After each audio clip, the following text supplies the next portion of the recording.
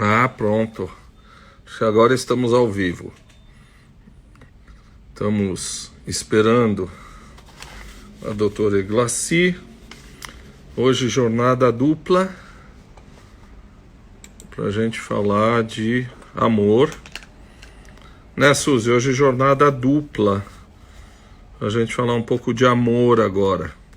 Eu acabei de conversar com o meu querido, meu doce amigo Arnaldo Lorenzato sobre gastronomia, tá aí no Instagram. E agora vamos falar um pouquinho sobre aspectos psicológicos e psiquiátricos do amor, né? Olá, Jussier.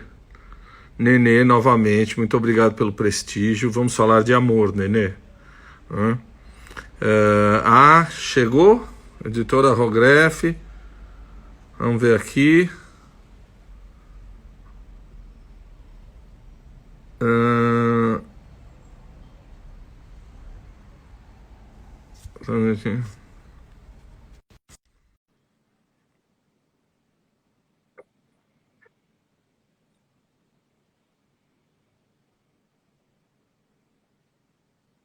Aguardando a editora Rogref. Doutora Eglaci.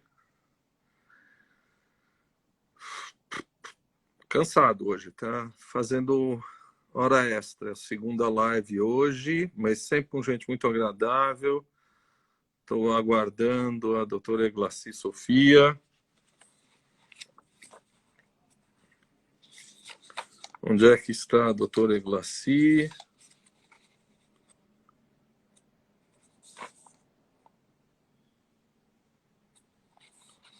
Vamos falar de questões ligadas ao amor, psiquiatricamente e psicologicamente. Aguardando a doutora Eglaci.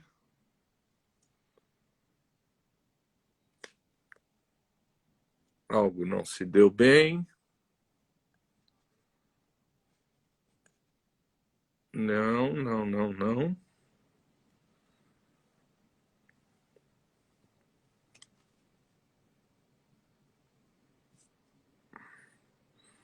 Estamos aguardando. Isabela, querida. Dona Jane, novamente, muito obrigado. Família Fiorentino. Bela, obrigado, hein? Você está me devendo uma live. Estou cobrando ao vivo aqui. Tarso Adoni, querido amigo, neurologista. Onde é que está a minha colega para falar de amor? Boa noite, Dona Jane, querida. Estamos esperando a doutora Eglaci. Estou vendo a família Fiorentino em peso. Cláudia, tudo bem? Helenice. Onde está a minha sócia nessa live? Será que ela não conseguiu entrar?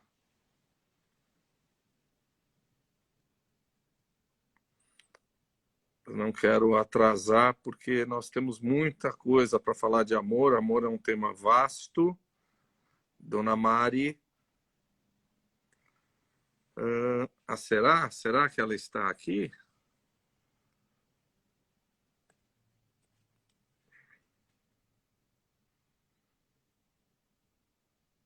Será que ela chegou? Puxa vida, Olá! eu já não tenho 20 anos, eu não tenho as coronárias. Eu não tenho Tá as coronárias emocionado, né? íntegras. Não é? Não, é Bom, que hoje eu tive que aprender como te achar por aqui, né? Mas deu facinho, tudo facinho, você certo. me acha fácil. É um prazer Doutor, estar aqui com você, viu, tá? Aqui com prazer, todo minha mundo. sócia. Olha, nossa sociedade resultou nesse livro, né? Como Aham, lidar com amor patológico. Foi uma felicíssima parceria, é graças a doutora verdade. Eclaci.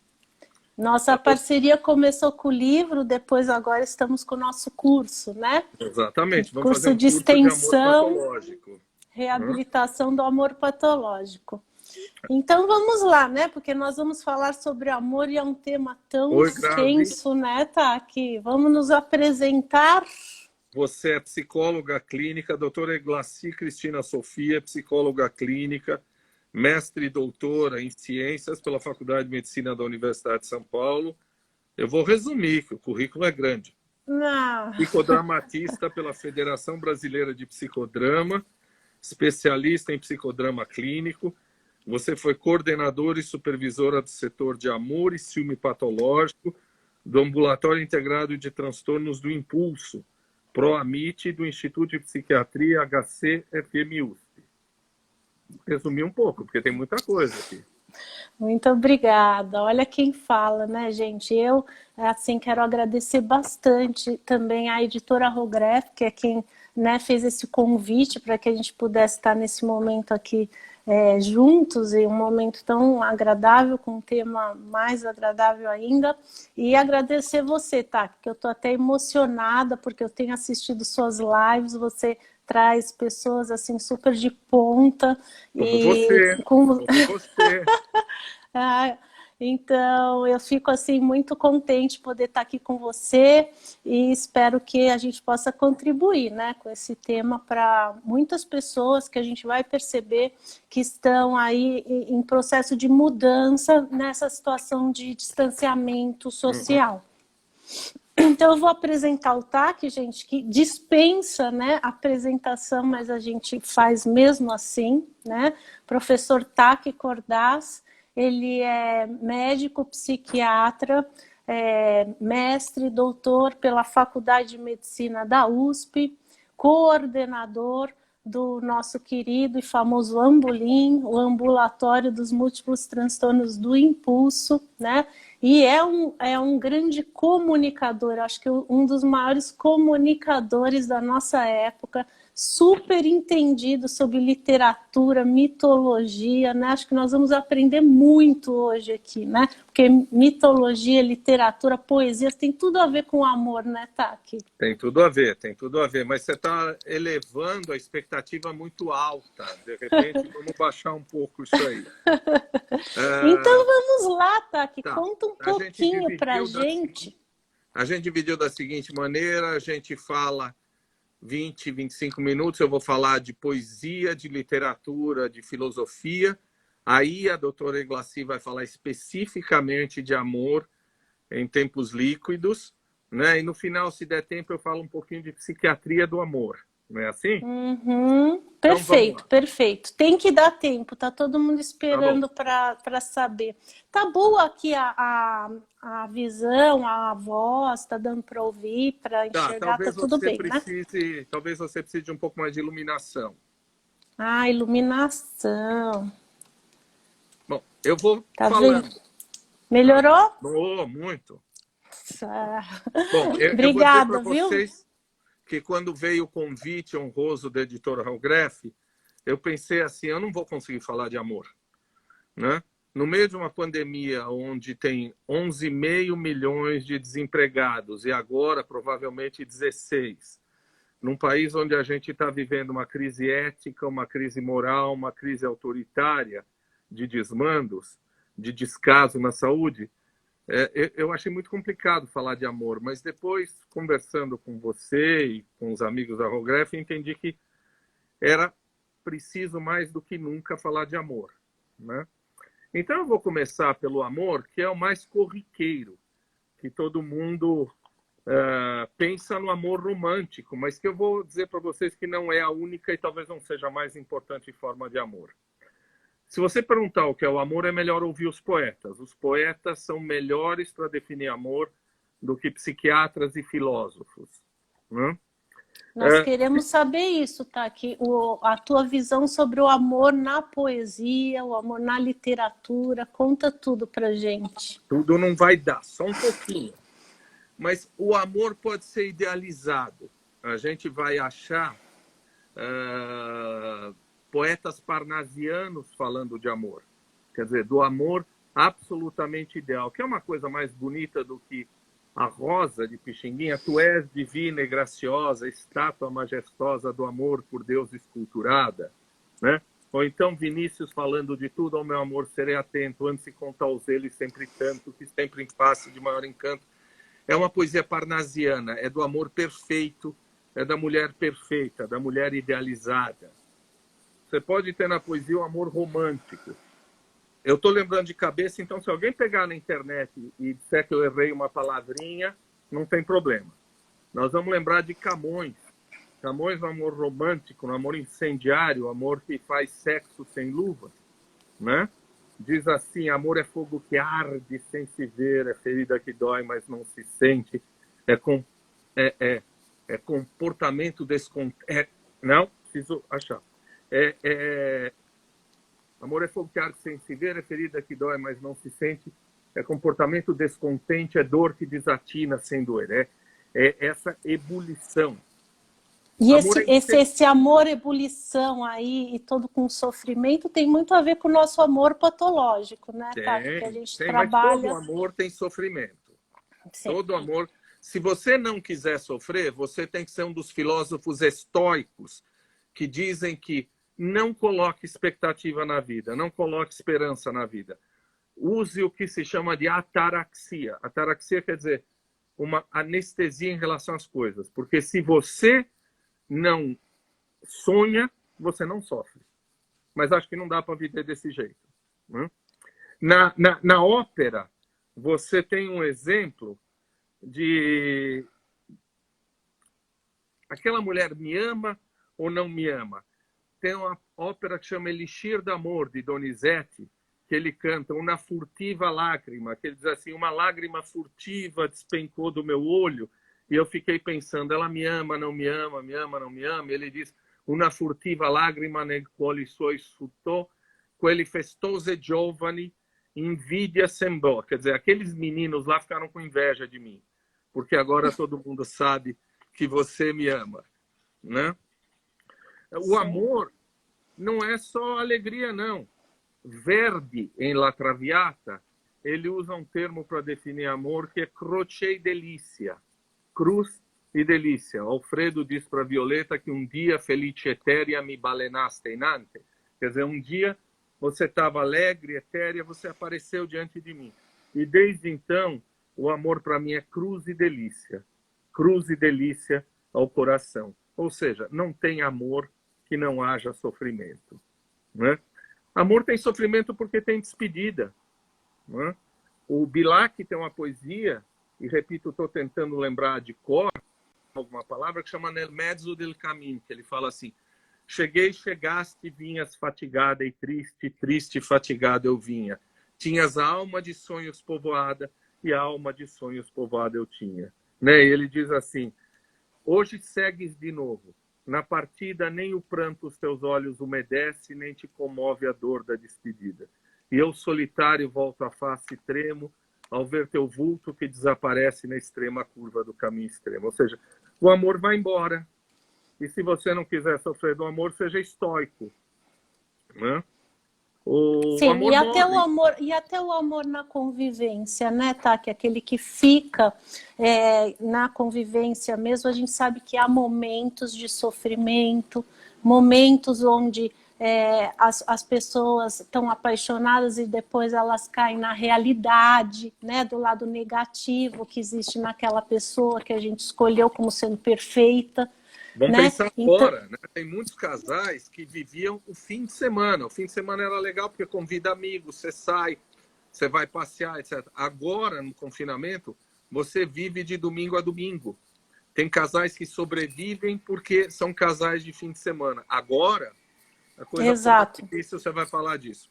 Nós vamos falar disso. Fala um pouquinho para a gente sobre a filosofia do amor. Quero terminar a poesia. Vamos lá, terminamos a poesia e vamos para a filosofia. Gente, hoje a gente vai falar em muitos aspectos de amor. Mas você sabe, muita gente perdeu seus entes queridos, né? Tá chato, Márcia? Bom, eu vou continuar falando de poesia. Tá? Calma aí, Márcia, vai ficar bem legal cada vez mais. Machado de Assis, você sabe que Machado de Assis foi apaixonado longamente por uma única mulher, chamada Carolina, né? Ele disse que aos pés do leito derradeiro, ele disse: eu tenho olhos de vida formulados são pensamentos idos e vividos. Quer dizer, muita gente... Ah, não tá chato, não. Tá bom. Opa! Amor é ódio. Você lembra? Lupicínio Rodrigues falando... Tem gente Você dizendo que sabe... tá incrível, viu, Taki? Ah, que bom. Uhum. Tem gente que acha incrível, mas já viu ódio no amor? Você sabe o que é ter um amor, meu senhor, e por ele quase morrer, e depois encontrá-lo em um braço que nem um pedaço do seu pode ser? Ou então mesmo Lupicínio dizendo que eu gostei tanto, tanto quando me contaram que te viram chorando e bebendo na mesa do bar? É o ódio no amor, não é? Uhum. E quando você acabou o amor? Quando acabou o amor, você tem que sair de fininho. E o Cartola fala assim, esquece nosso amor, vê se esquece, porque tudo na vida acontece, né? Amor acaba. Amor acaba e aí o que a gente faz com isso? Né? Amor não tem sexo. Né? Aliás, eu acho que essa pandemia, desejo tem sexo, o amor não tem sexo. Acho que essa pandemia, a meu ver, vai acelerar um processo que vinha acontecendo, que é o declínio da hegemonia do amor ditatorial, obrigatório, e do amor heteroafetivo. Eu acho que essa pandemia vai trazer uma enzima de algo que já estava acontecendo, né? Porque a gente não julga as pessoas pelo orifício pela qual elas amam, né? Julga pela qualidade das pessoas, né? O Alden diz assim, você sabe que no filme Quatro Casamentos e um Funeral, eles falam do poema do Alden, e esse eu não sei de cor. Ele fala do amor dele, o homem que morreu, né? E ele diz, ele era o meu norte, o meu sul, o meu leste, o meu oeste, a minha semana, o meu domingo, cessem tudo, parem, desliguem os telefones. Né? Uma coisa que é importante a gente dizer também, que isso daqui é amor romântico, amor idealizado. Você sabe que Romeu e Julieta, quando Shakespeare escreveu, não era uma peça romântica. Virou Não? romântico, não, virou romântico no século XIX. Shakespeare queria mostrar o seguinte, era uma peça política. Ele queria mostrar o seguinte, vocês têm que obedecer aos seus pais, porque quando não obedecem seus pais, olha só o que acontece. Né? Você sabe que o Romeu ele era apaixonado por uma moça chamada Rosalie. Ele foi numa festa, conheceu a Julieta. Do domingo para segunda tem aquela cena do balcão, do roxinol. Né? Na terça eles casam. Na quarta tem uma relação sexual, na quinta morrem. Amor romântico só pode ser desse jeito, porque se não morrer logo, acaba o amor. Você sabe que uma outra coisa? Ai, Taki. Você acha que amor de mãe é natural? Tem toda uma corrente biológica que acha que a mãe protege o filho, né? Mas tem toda uma outra corrente culturalista mostrando que a partir do século 17, 18, a igreja e muita gente teve que dizer para as mães, amem e cuidem dos seus filhos. O Bá teve 20 filhos, ele dizia assim, não sei quantos eu enterrei. Então tem um mito do amor materno. Tem uma socióloga francesa dizendo que o amor materno é algo inventado. Uhum. Você quer Sim, saber assim como outros aspectos do amor vão mudando ao longo da história, né, Taki? Existem situações históricas que propiciam, por exemplo, né, o romantismo, né, aquele amor cortês, e aí em outras situações, né, o amor tem que ser racional. Então, né, o amor também vai alterando, né, aí as formas da gente valorizar ou se relacionar, né, em cada época, não é isso, Taki? Exatamente. E aí eu quero, antes de pular para a filosofia, dizer o seguinte, cuidado, eu estou levando vocês para uma seara perigosa, porque todo mundo vai achar que só existe amor romântico. Existe amor paterno, existe amor materno. Né? O Carlos Drummond de Andrade diz, por que Deus permite que as mães vão embora? Filhos, amor por filhos, né? O Alberto Pucheu escreve um poema que é Preciso Ficar Submerso, né? Ou seja, tem a autopreservação. E agora eu vou falar de desamor. Tá, O que é vamos no desamor? desamor e vamos entrar já para a nossa Na filosofia. filosofia. Tá bom. Hoje teve mais de 300 mortos. Eu não sou coveiro. O Brasil ultrapassou o número de mortos da China. E daí? Né? Homenagear um torturador, o coronel Brilhante Ustra. Isso não é democracia. Se alguém fala assim, eu sou pedófilo. Isso não é democracia. Eu apoio tortura. Isso não é democracia. Né? Demissão de fiscais e a boiada passar para queimar a Amazônia. Isso é falta de amor. Isso é falta de amor pela natureza. Isso é falta de amor pelo semelhante. Você viu ontem? Sim. José assassina sua ex-esposa com 8 facadas na frente de uma criança. Isso não é amor. Isso é desamor. Estão dizendo aqui que isso é desamor, né? Isso é desamor. E sempre que a gente fala, né, Taki, sobre amor, tem essa dicotomia, né, entre o amor e o desamor, né? O que é considerado amor, o que é considerado desamor, que muitas vezes muda, e para muitas pessoas é de forma antagônica, né? O que um acha que é amor, o outro acha que é desamor, né? Deixar um menino, Miguel, de 5 anos no elevador e apertar todos os andares é uma das mais cruéis formas de desamor que existe, né? Vamos passar para a filosofia, que você está me pedindo para ir. Deixa eu ir para a filosofia. Vamos lá. Senão, gente, eu deixo o Taki, ele fala tudo, né? Mas aí a gente, infelizmente, vai ter que marcar outras. Você sabe que Eros, antes de entrar na filosofia, Eros é a palavra mais importante da mitologia grega. E Eros é representado como uma criança com flechas, né? Eros é filho de Afrodite. E se diz que Eros flecha quem ele quiser. Tá? A flecha de Eros entra pelo teu olho. E a partir daí você está perdido. A partir daí você não tem mais o que fazer. Né? Aí é o desatino, né? É o desatino. E que eu vou dizer para você, entrando na filosofia, que a primeira discussão sobre amor, não mitológica, filosófica, é o banquete de Platão. Né? No banquete de Platão, você tem o Agaton oferecendo um banquete porque ele ganhou um prêmio literário.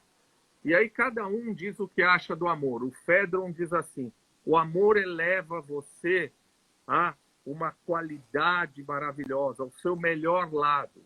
Né? Então, claro, todos nós, quando estamos apaixonados, queremos mostrar para o outro o quanto nós somos legais, o quanto nós somos éticos, o quanto nós somos bonitos. Né? O Eryxímaco, que era médico, dizia o seguinte, se você está doente, o seu amor será doente. Não se coloca vinho bom numa garrafa suja. Mulheres deprimidas escolhem parceiros alcoólatras, perversos ou deprimidos para casar. Sim. O Agaton diz o seguinte, no início nós éramos uma mesma criatura. Zeus foi lá e cortou a gente. E desde então cada um procura a outra metade da laranja. E aí chega Sócrates e diz o seguinte, amor é desejo, a gente deseja o que não tem, a gente corre atrás do que não tem. Amor é sempre a corrida atrás do que não tem.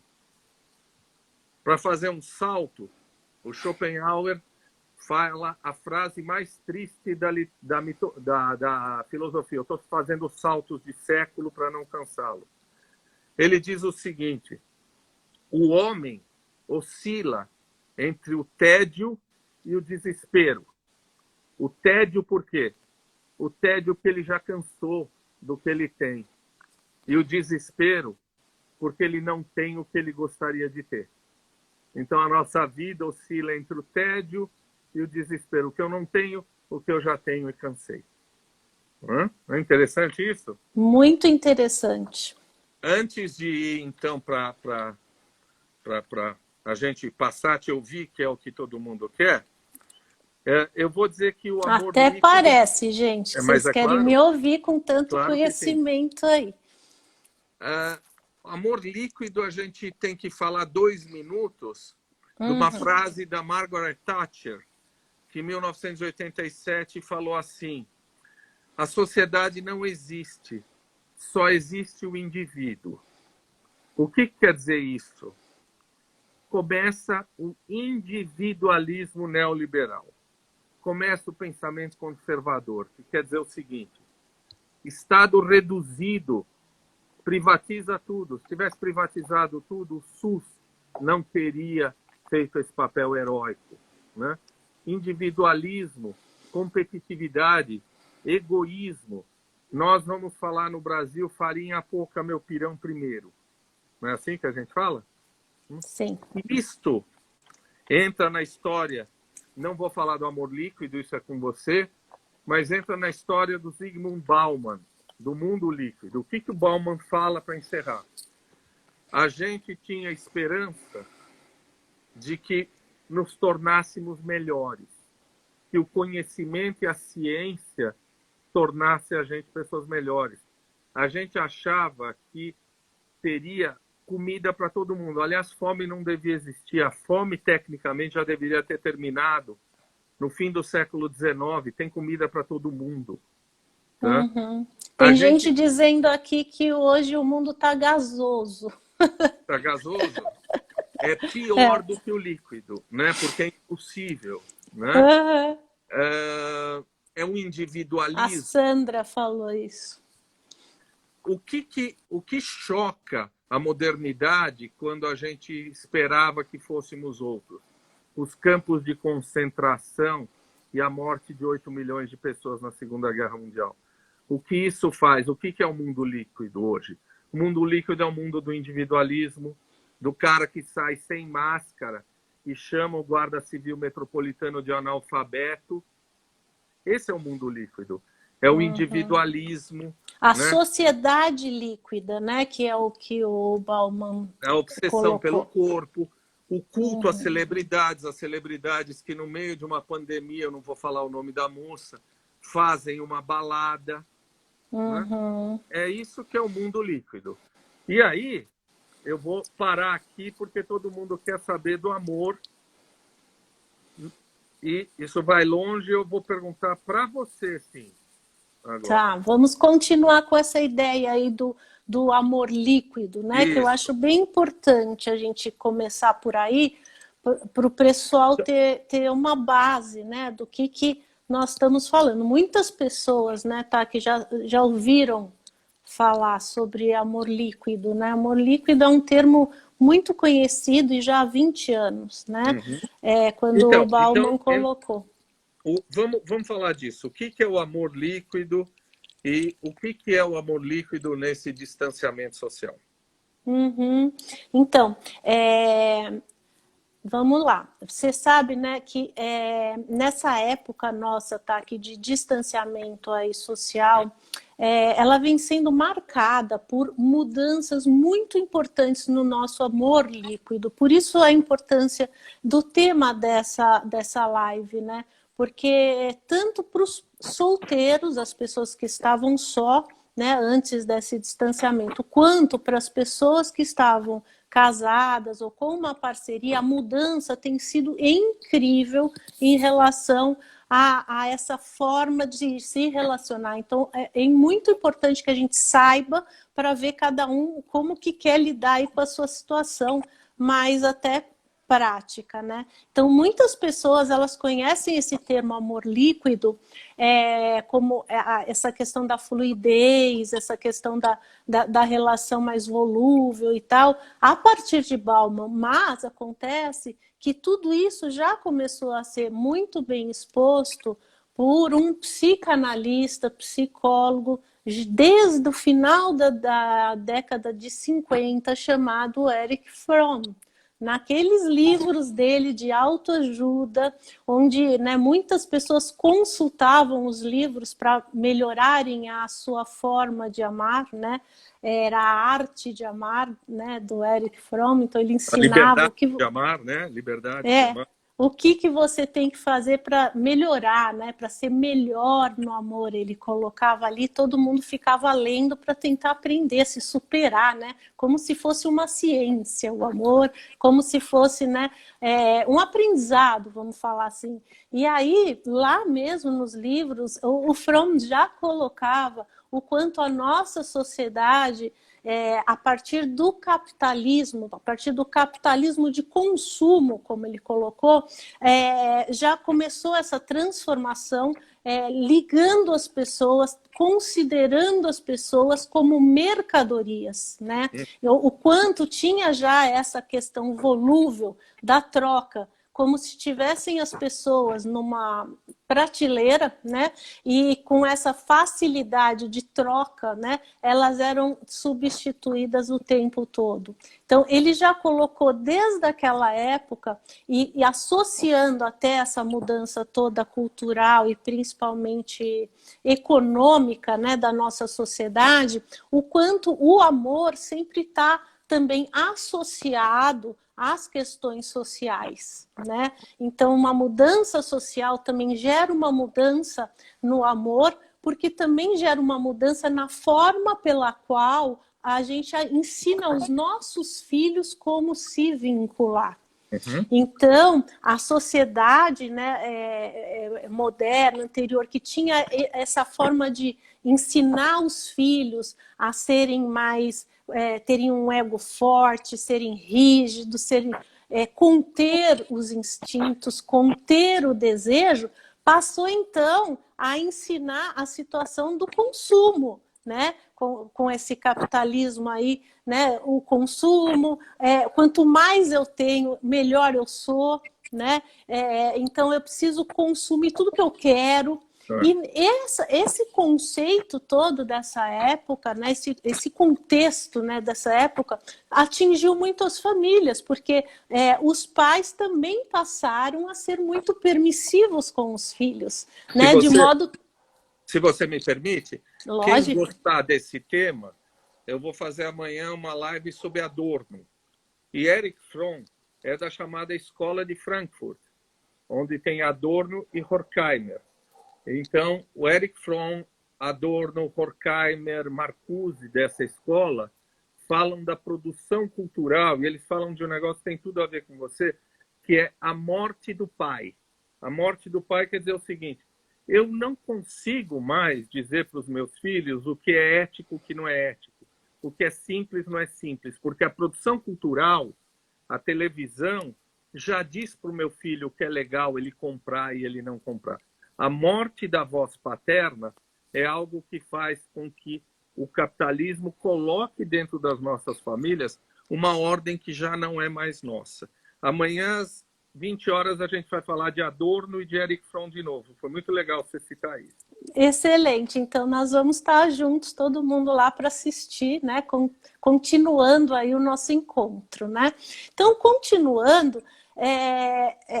essa ideia, né, que essa mudança, vamos falar, né, que aconteceu na sociedade já em torno ali do final da década de 50 para 60 e tal, já era muito bem caracterizada pelo Fromm, influenciou muito a maneira da gente se relacionar com o outro, né? Então, as pessoas deixaram de ser criadas para serem fortes, rígidas, saberem o que quer, para as pessoas passarem a ser dependentes da opinião do outro, podendo ter o que quer a hora que quer.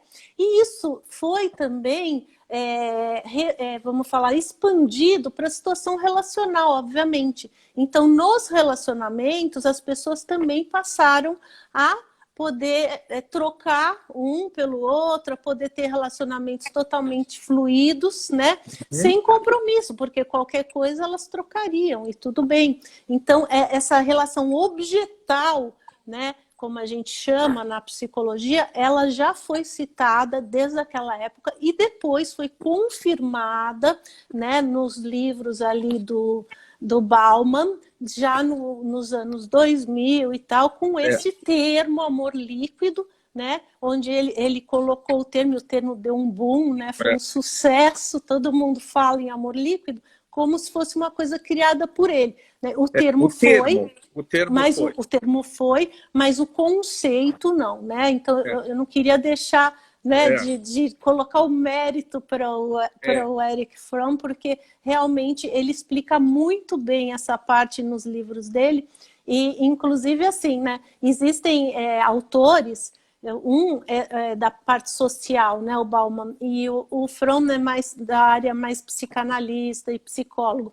Mas, de qualquer forma, muitas pessoas que gostam desse tema amor, que leem muito, elas valorizam muito o Bauman, né, por conta desses termos, dessas leituras. Ele é um escritor, assim, gente, muito lido, muito feliz. Ele escreveu, acho que mais 40 livros, né? Então, assim, é uma pessoa de muita influência nessa área, porém, existem muitos autores e muitos leitores sobre amor que criticam Bauman em alguns aspectos. Ninguém é perfeito em tudo, não é mesmo? Então, existem pessoas que criticam, por exemplo, que tem, sei lá, 2 a 3 páginas lá dos livros dele que são árduas, que é para ninguém entender, que são coisas assim que é muito difícil ultrapassar aquela barreira, aquela linguagem dele, né? E em contrapartida, o Fromm já tem uma linguagem muito acessível, muito clara, né? Que as pessoas realmente podem usufruir daquilo, sabe? Que não é só para os experts, que é também para as pessoas melhorarem. Né? É legal a gente saber que essa escola de Frankfurt, o Adorno, o Horkheimer e outros caras, eles tinham uma influência muito freudiana. E o Fromm faz parte, ele está muito próximo das correntes existencialistas atuais. Ele é a psicanálise que a gente chama de culturalista, né? E antes do Bauman, tem um francês aí chamado Lipovetsky, né? Que fala da cultura, da beleza, etc., que também antecipa um pouquinho isso. Agora, eu queria saber como é que fica a solidão com o distanciamento social. Vai mudar alguma coisa? Sim, já vou entrar aí. Deixa eu só falar mais uma coisinha sobre o Bauman e eu já vou lá para a solidão. Gente, solidão é um aspecto principal assim, para a gente entender esse momento atual, tá? Agora, em relação ainda ao Bauman e tal, e a mesma situação do líquido e do sólido, eu queria só dar um parênteses assim, bem rápido para vocês, dizendo assim que tem também uma crítica sobre essa visão dicotômica no amor, sabe? Essa visão de que o amor pode ser líquido e passar a ser sólido, ou bom ou ruim, ou certo e o errado, né? E o quanto isso, né, para nós psicólogos, que a gente vê qualquer sentimento como um espectro, né, com várias divisórias aqui, em várias situações, às vezes com uma pessoa eu sou mais líquida, com outra eu sou mais sólida, né? Às vezes eu fui líquida até agora, mas encontro alguém que eu preciso aprender a ser sólido. Então, é toda essa questão, né, das variáveis do amor, e hoje a gente está vendo, né, na filosofia, na poesia, nas questões familiares que interferem tanto, né? A nossa personalidade também interfere. Então, tem pessoas que vão criticar muito essa parte de colocar o amor como líquido, né? Como se uma sociedade toda fosse líquida o tempo todo, né? Então, é importante a gente só questionar tudo isso, né? A gente ampliar, acho que o grande objetivo, né, tá aqui das nossas lives, às vezes é ampliar o pensamento das pessoas, claro, né? Às vezes não responder, mas deixar dúvidas e questionamentos é muito importante, né? Então, eu gostaria de trazer esse questionamento que o amor ele é muito amplo, ele é multifacetado, né? Então, a gente não pode dizer que até hoje o amor foi apenas líquido. Para uma grande parte da nossa cultura, sim, né? Mas a gente vê nas pessoas e nas relações às vezes transformações muito grandes e muito importantes, que fazem até parte do nosso trabalho, né? Ajudar as pessoas a se vincularem, né? Ajudar as pessoas a conseguirem manter um relacionamento saudável, não é mesmo? Eu acho que isso é estendido para pessoas que as pessoas falam assim, bom, mas já casou uma vez, já casou 2 vezes, mas casamentos são diferentes, as pessoas são diferentes, o encontro é diferente. Não é verdade? Exato. A gente não carrega o mesmo tipo de apego e de relação em outras relacionamentos.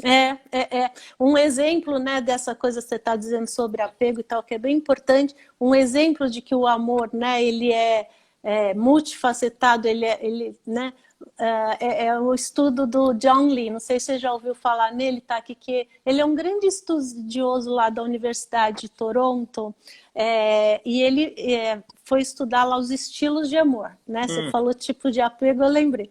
E a conclusão do estudo dele é que existem 100 mil estilos de amor. Então, por aí, sabe, esse número já mostra pra gente que não dá, sabe, para funilar tanto e falar, não, é líquido ou é sólido, né? Eu acho que a gente tem que ampliar sempre a visão, né, para entender cada situação em específico. Né? Eu acho que ele faz um apanhado geral, mas é claro que nós, psiquiatras, psicólogos, precisamos falar do indivíduo. Né? Sim, exatamente. Você tá falando umas coisas lindas. Eu não sei onde é que eu estou aqui. Os casais vão vencer o desafio dessa proximidade? A gente ainda vai falar da outra pergunta, que eu estou entrando, então, tô entrando agora. O que você perguntou sobre a questão do amor virtual nessa época, não foi isso? Como é que é essa solidão durante um distanciamento? Como é que é o amor virtual? Sim. Então, essa coisa do amor líquido, né, nessa época, muitas vezes as pessoas confundem, sabe, tá? Que eu gosto sempre de diferenciar o que é um amor líquido e o que é um amor virtual. Tá? Então existe como se fosse até assim um entendimento, né, uma ideia errônea de que eles são sinônimos, né? Então o amor virtual é sempre líquido, né? Então assim, até um preconceito, né, de colocar todo mundo que se conheceu de uma forma virtual tem um amor líquido, tá? Então eu vou entrar já para diferenciar isso um pouquinho, né? E aí a gente vai entender também o porquê da solidão, que está tudo meio junto, tá? Estou tentando ser didática aqui e também não perder aspectos importantes. Então, o amor líquido, ele é o amor que a gente já viu descompromissado, volúvel. E o amor virtual, né? O amor virtual não tem nada a ver com isso, teoricamente, né? Ele é uma forma de conhecer um novo parceiro por meio da tecnologia, vamos falar assim, né? E essa confusão acontece muitas vezes, e ela é justificada, porque os dois começaram praticamente numa mesma época, né? Tanto o amor mais líquido quanto o amor virtual, eles acabaram começando aí em torno, né, de, sei lá, 40 anos de diferença, 20 anos de diferença. Não é uma coisa que fica muito longe, né? Então as pessoas juntam um pouco.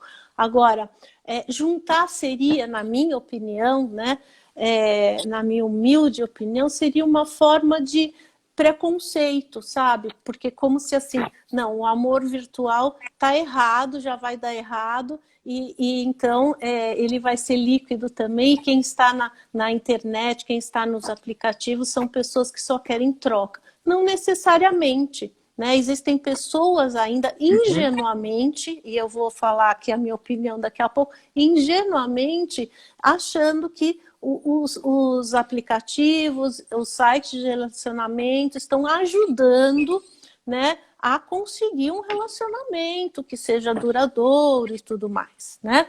Então, a gente tem que ter só bastante cuidado, né, com essa visão mais ampla até desses locais onde a gente vai buscar relacionamento, não é mesmo? É que tem gente que fala, claro, é o que você falou, nós estamos falando de indivíduos isolados e não de sociedade, mas tem gente que fala da falência narrativa nesses aplicativos. O que é a falência narrativa? O que você quer, onde você trabalha, o que você faz. E você faz isso com 10 pessoas diferentes. Então, você não está escutando alguém. Você faz a mesma pergunta e as pessoas perguntam assim, o que você quer? Não é o que você quer. E aí a pessoa fala assim, eu quero um namorado. Mas ter um namorado é uma construção. Né? É uma construção, não é algo que o cara do lado de lá diz, ok, eu te dou um namorado. Acho que isso é que às vezes deixa estereotipada essa busca de amor virtual. Mas Também. eu Olha acho que aqui a pode Gina. A absolutamente Gina está ser. falando. Eu conheço vários casais que Sim, se conheceram pela internet, né? também. Eu pessoalmente tenho 3 casais amigos que se conheceram pelos aplicativos e estão muito bem, né?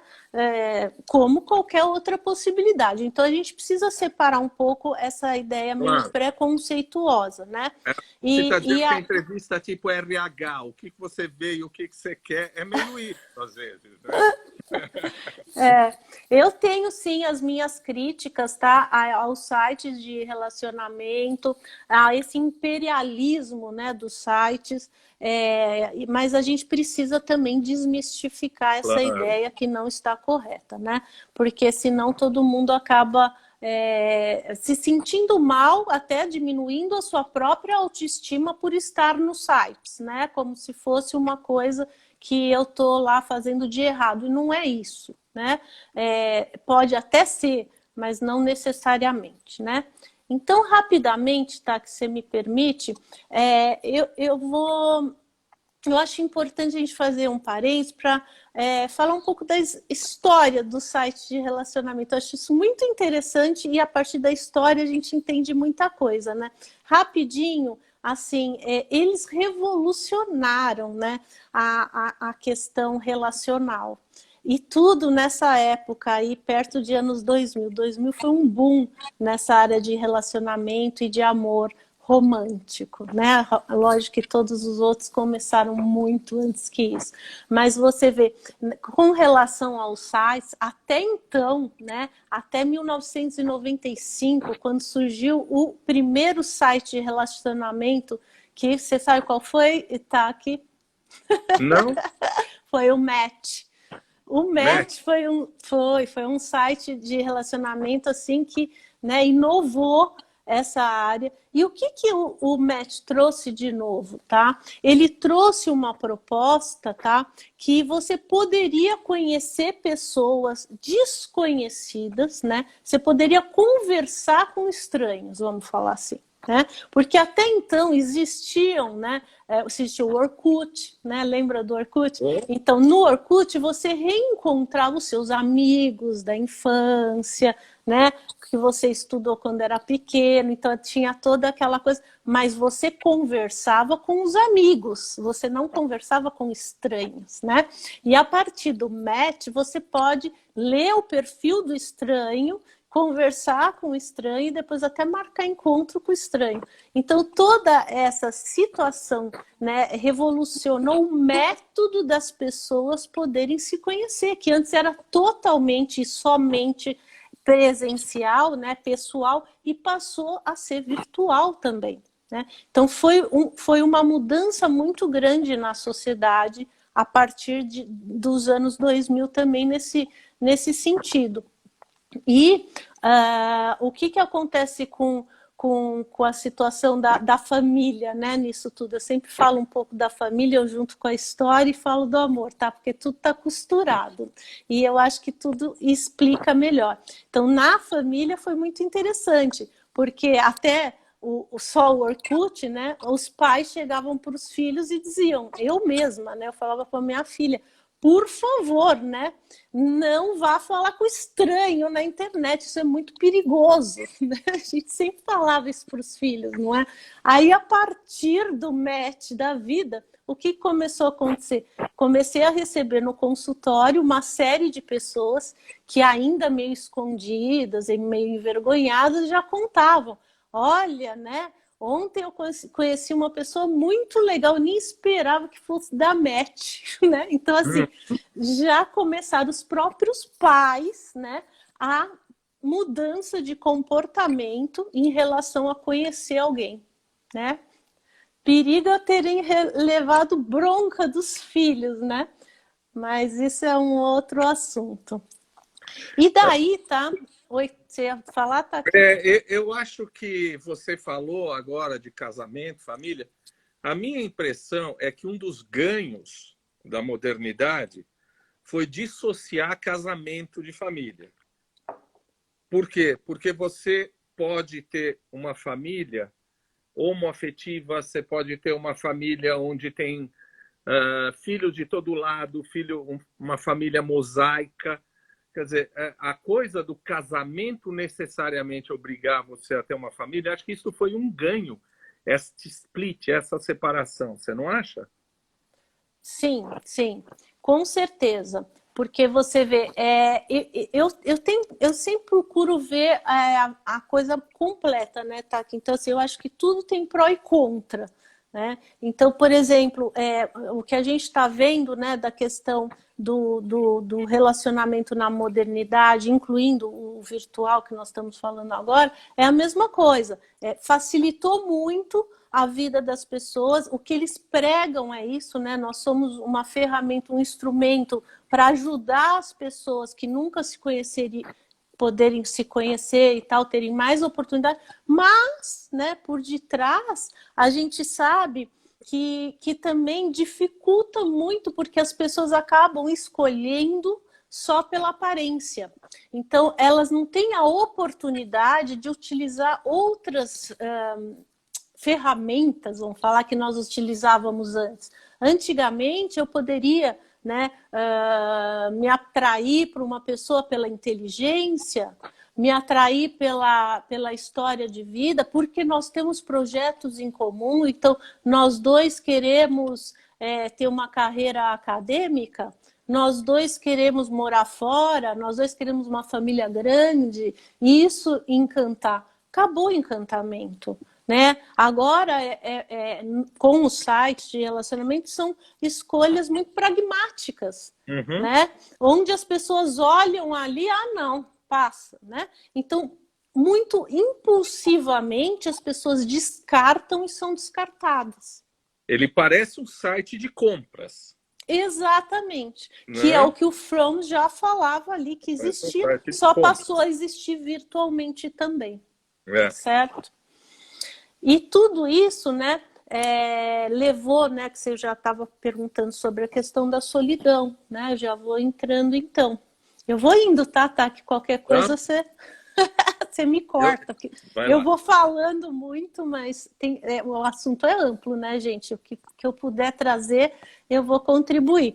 Então, a solidão que as pessoas ficaram a partir dessa ilusão de que encontrariam alguém no mundo virtual, né, foi muito grande, né?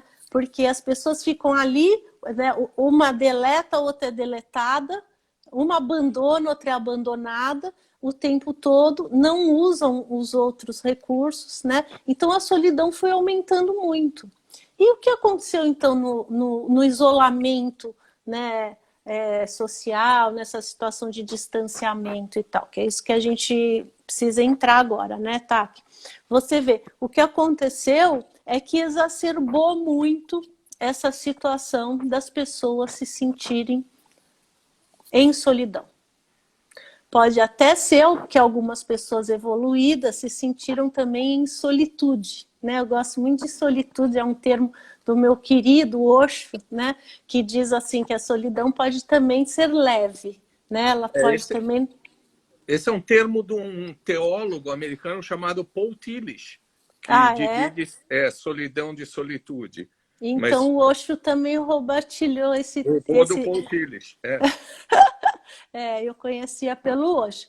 Então, o que eu quero dizer é, a solidão, seja com angústia, né? Ou seja uma solidão vivida de uma maneira mais tranquila, né? Ela se exacerbou, obviamente, muito, porque as pessoas ficaram com medo, né? De sair, de conhecer uma pessoa nova, né? De pegar alguma doença. Então, o que aconteceu? Criou-se uma demanda, né, na atualidade, de pessoas que estavam ansiosas, que estavam trancadas, que estavam sozinhas, que não tinham relacionamento, as pessoas solteiras, né, elas estavam lá invejando os casados, porque eles poderiam pelo menos ter um parceiro, não passar privação, né, e por outro lado eles curtiram um monte o carnaval e tal, e os casados não puderam, né? É a vida, uma escolha, uma renúncia, não é? E aí, voltando um pouco, o que aconteceu? Essa solidão toda propiciou com que a parte tecnológica acompanhasse. Uma coisa rica e eu acho positiva dos nossos tempos é a criatividade, né? Como as pessoas criaram para poder sobreviver a essa situação, né? Isso eu acho assim é um lado muito saudável nosso conseguir criar, conseguir se superar, né?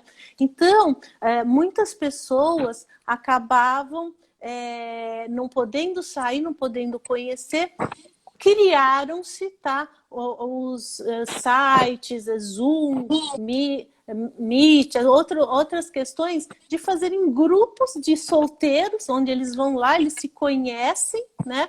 E aí, a partir do momento que der o match ou o like, aí as pessoas começam a ligar uma para outra individualmente, tá? Então, criaram-se, vamos falar, outras técnicas, outros recursos, né? Para ajudar as pessoas a superarem esse momento, né?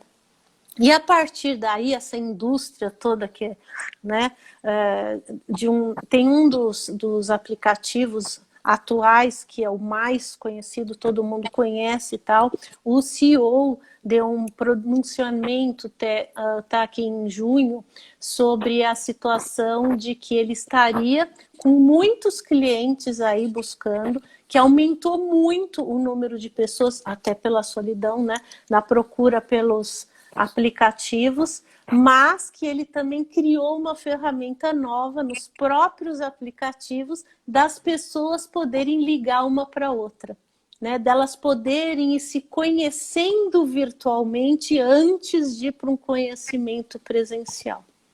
Nós temos 4 minutos. Ah, é? É.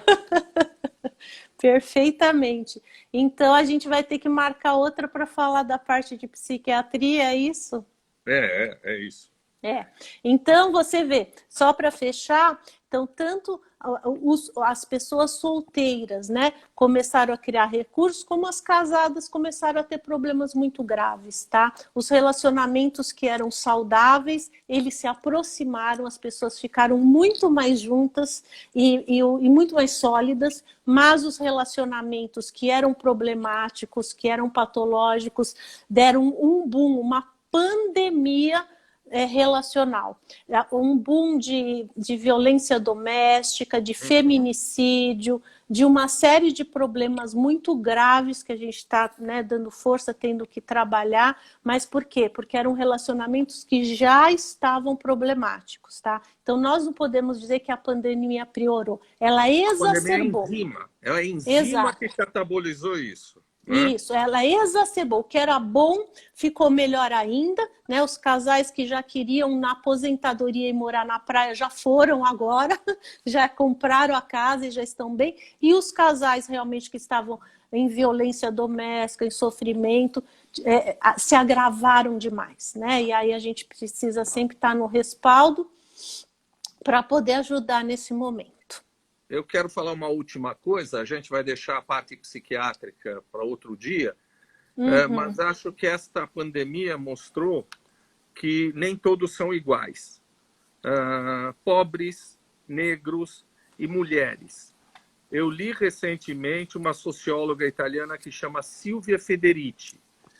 Ela tem um cartaz, é muito interessante, tem um artigo na internet, vale a pena vocês lerem, onde ela escreve assim: o que você chama de amor, eu chamo de trabalho não remunerado. Então, o que ela diz é o seguinte: a reprodução social é da mulher. Lavar, passar, cozinhar, cuidar do filho, dar todas as condições para casa, estudar com a criança porque não tem aula. E este trabalho, as feministas finalmente estão dizendo o seguinte: cara, o marido não reconhece isso e nós não ganhamos para isso. Né? O capitalismo não paga, isso deveria oferecer para essas mulheres uma renda mínima. Então, deem uma olhada, vai acabar daqui a pouquinho, nesse trabalho da Silvia Federici, que é uma socióloga italiana, que ela diz assim: o que você chama de amor, eu chamo de trabalho não remunerado. Pois é, mas mulher... com o distanciamento social, a situação do isolamento do casal, as relações melhoraram até por isso, tá? Porque os maridos estavam juntos, observando o trabalho que dá Alguns maridos. Também não generaliza, doutora. Nos Alguns maridos. relacionamentos saudáveis, né, onde eles estavam juntos, cozinhavam, trabalhavam o dia inteiro juntos, a gente percebeu uma solidificação do relacionamento. Nos relacionamentos patológicos, onde acontece realmente esse distanciamento, Vai acabar. acontece Vai essa acabar. diferença. Manda um beijo para todo mundo. Um beijo, gente. Muito obrigada. Até a próxima. Um beijo, um beijo. Beijo, Desculpe Taki. interromper que vai Obrigada. cair. Beijo. Até.